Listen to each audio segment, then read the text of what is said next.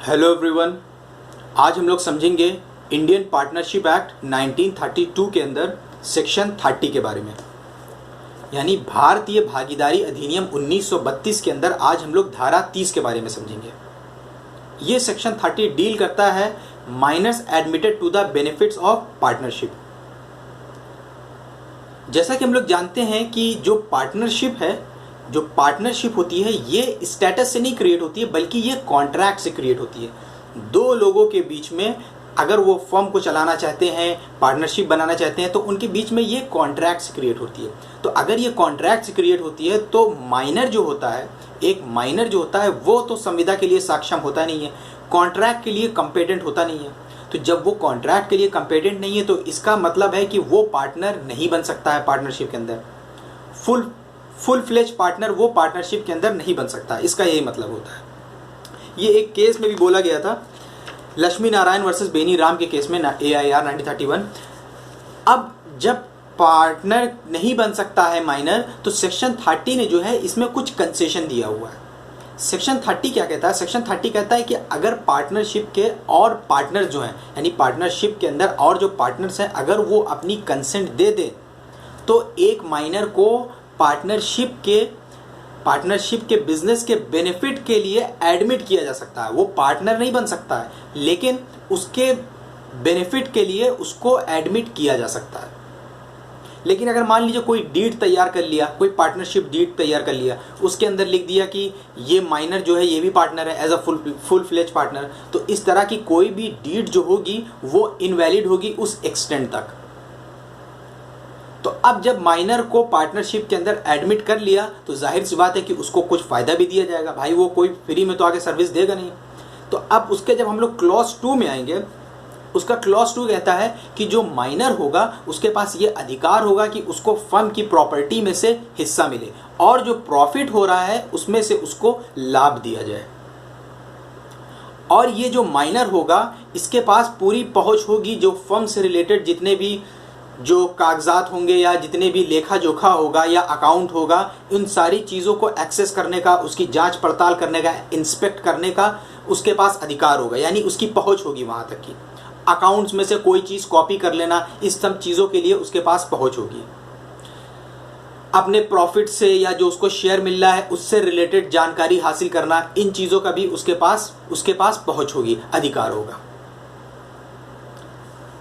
अब मान लीजिए कि अगर फर्म जो है उसको किसी जगह पे कुछ भुगतान करना है, कोई लायबिलिटी है उसके ऊपर, तो जो माइनर को अब अगर पैसा दिया जा रहा है, फ़ायदा दिया जा रहा है, फर्म से प्रॉपर्टी में से शेयर दिया जा रहा है, तो अगर फर्म की कोई लायबिलिटी आ जाएगी तो माइनर के शेयर में से पैसा काटा जाएगा।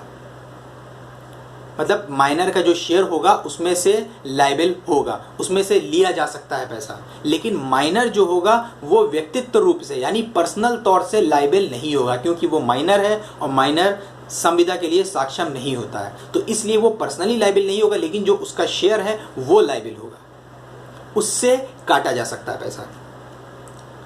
और ये जो माइनर होगा ये अपने जो पार्टनर्स होंगे, यानी पार्टनरशिप के अंदर के जो पार्टनर्स होंगे, ये उनको सू नहीं कर सकता है। पार्टनरशिप के दौरान पे उनको सू नहीं कर सकता है, उनके अगेंस्ट मुकदमा नहीं कर सकता है, अपने प्रॉफिट को लेके, शेयर को लेके या अकाउंट को लेके।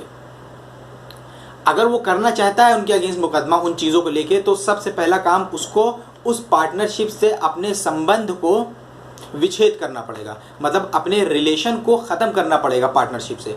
उसके बाद ही वो उनके अगेंस्ट सू फाइल कर सकता है। अब सू फाइल करने के बाद जो होगा, पार्टनरशिप का जो शेयर होगा वो डिसाइड होगा, वो डिटरमाइन होगा अकॉर्डिंग टू सेक्शन 48। सेक्शन 48 के हिसाब से उसका शेयर जो है डिसाइड किया जाएगा।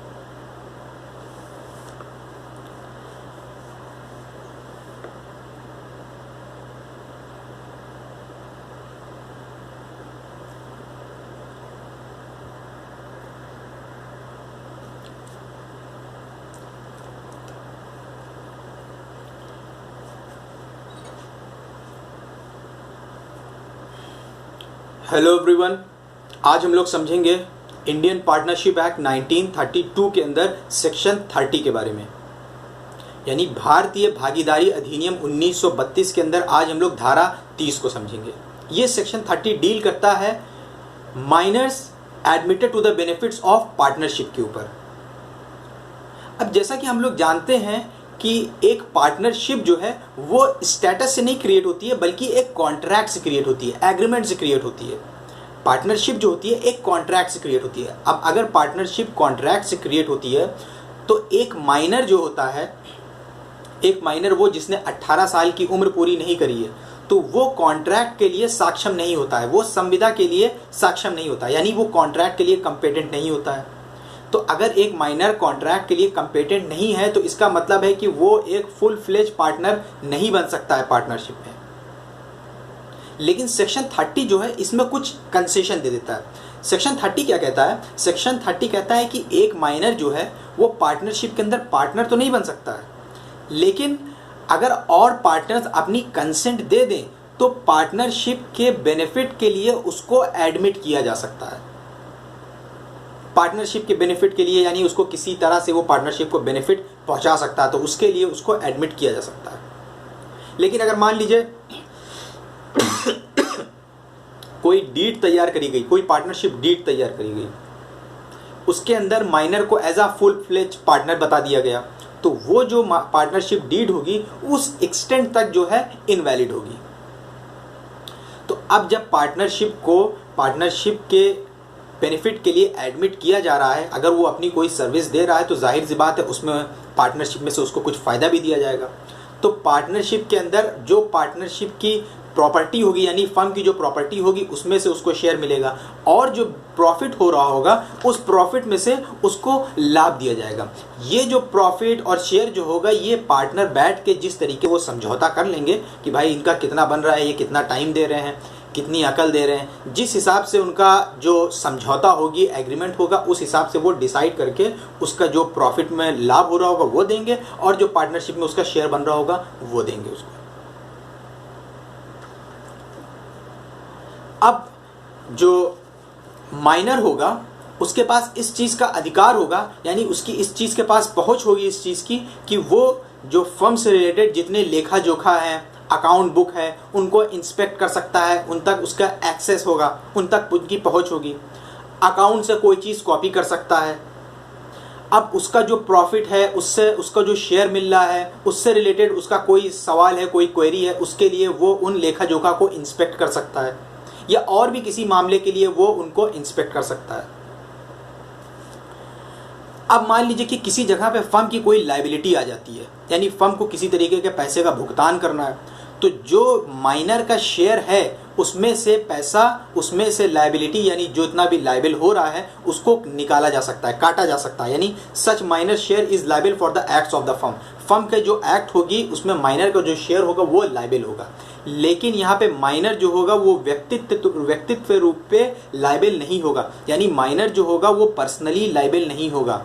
क्यों पर्सनली लायबिल नहीं होगा? क्योंकि वो कॉन्ट्रैक्ट तो करके आ नहीं रहा है, वो फुल फ्लेज पार्टनर तो है नहीं, वो तो माइनर है, तो माइनर जो है वो पर्सनली लायबिल नहीं हो सकता है।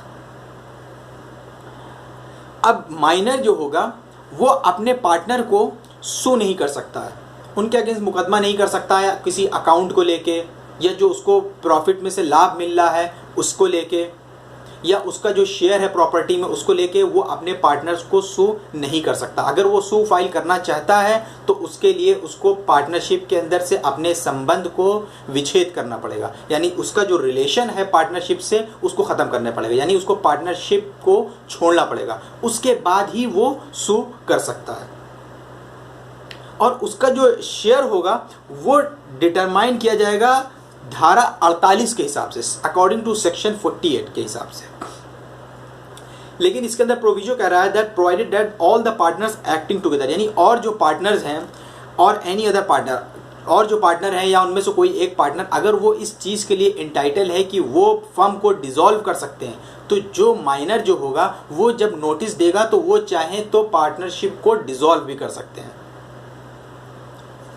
अब इसका सब सेक्शन 5 कहता है कि जब जो माइनर होगा वो मेजॉरिटी की एज पे पहुंचेगा, जैसे ही एक माइनर मेजॉरिटी की एज पे पहुंचेगा तो उसके पहुंचने के बाद से 6 महीने के अंदर उसके पास ये टाइम होगा कि वो इस चीज़ का निर्वाचन करे कि क्या वो पार्टनरशिप के अंदर as a full fledge partner रहना चाहता है या वो भागीदारी को छोड़ देना चाहता है, यानी वो भागीदार बनना चाहता है या वो भागीदार नहीं बनना चाहता है। क्योंकि अभी तक तो वो माइनर था ना, अब जिस तारीख से वो मेजॉरिटी की एज में आ गया है तो उसको इस चीज़ को ऑप्ट करना पड़ेगा, इलेक्ट करना पड़ेगा, निर्वाचन करना पड़ेगा कि क्या वो भागीदार बनना चाहता है as a full fledge partner या नहीं बनना चाहता है।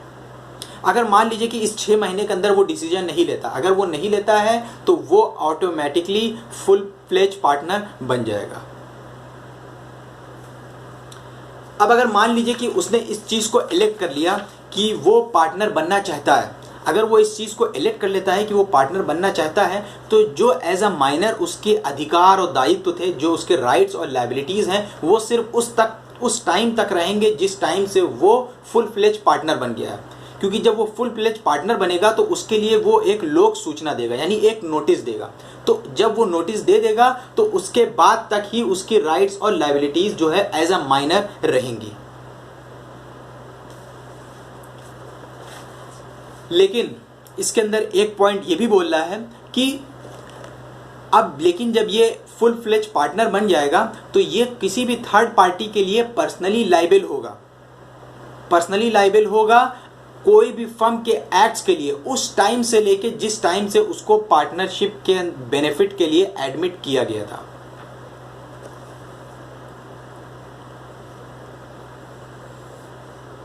और उसका जो शेयर था, जो उसको प्रॉपर्टी से मिल रहा था और जो उसको प्रॉफिट में से लाभ मिल रहा था, वो बिल्कुल वैसा ही रहेगा।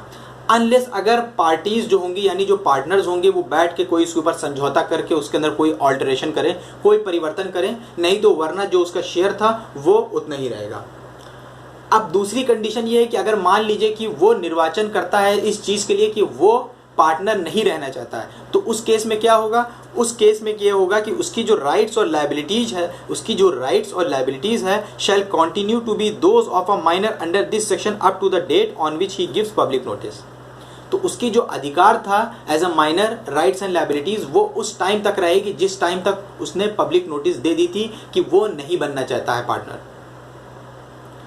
His share shall not be liable for any acts of the firm done after the date of the notice। अब नोटिस जब उसने दे दिया उसके बाद से कोई भी फर्म का कोई एक्ट होता है तो उसके शेयर से नहीं काटा जाएगा, उसका शेयर से लायबल नहीं होगा। और आखिरी पॉइंट है, he shall be entitled to sue the partners for his share of the property and profits in accordance with subsection 4। वो पार्टनर्स को सू कर सकता है, वो हम ऑलरेडी बता ही चुके हैं इस चीज़ को। क्या वो पार्टनर को सू तभी कर सकता है जब वो भागीदारी से अपने संबंध को विच्छेद करेगा, यानी ख़त्म करेगा, तोड़ देगा।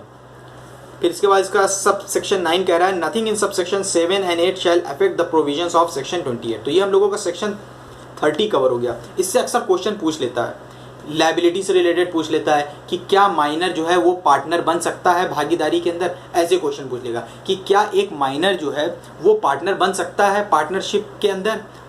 तो वहाँ पे हमें यही चीज़ देखना पड़ेगा कि एक माइनर जो है वो पार्टनरशिप के अंदर पार्टनर नहीं बन सकता है, लेकिन सेक्शन 30 ने कुछ कंसेशन दिया है कि वो पार्टनरशिप की बेनिफिट के लिए उसको एडमिट किया जा सकता है अगर और पार्टनर जो है इसकी कंसेंट दे।